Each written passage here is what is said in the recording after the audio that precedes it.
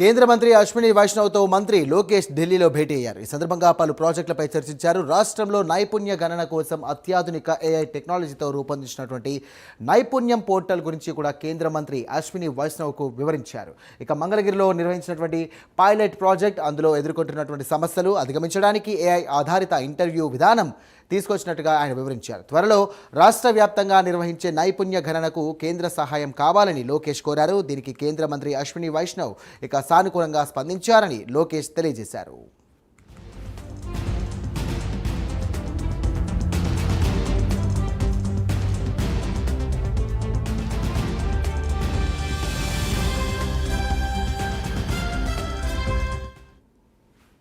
రాష్ట్రంలో యువ పారిశ్రామికవేత్తలు, ఔత్సాహిక వ్యవస్థాపకులకు అద్భుతమైనటువంటి వేదికగా ఏర్పాటు చేసిన రతన్ టాటా ఇన్నోవేషన్ హబ్కు ఇక ఎంఈఐటి స్టార్టప్ హబ్లను కూడా మద్దతుగా నిలవాలని ఈ సందర్భంగా విజ్ఞప్తి చేశారు. రతన్ టాటా ఇన్నోవేషన్ హబ్లో ఈవీజీసీ ఎక్స్ఆర్ అలాగే వేవ్ ఎక్స్ ఫ్రేమ్వర్క్ కింద ఇన్నోఎక్స్ఆర్ యానిమేషన్ అలాగే ఇమ్మెసివ్ టెక్నాలజీస్ కోసం సెంటర్ ఆఫ్ ఎక్సలెన్స్ ఏర్పాటుకు సహకారం అందించాలని కోరారు.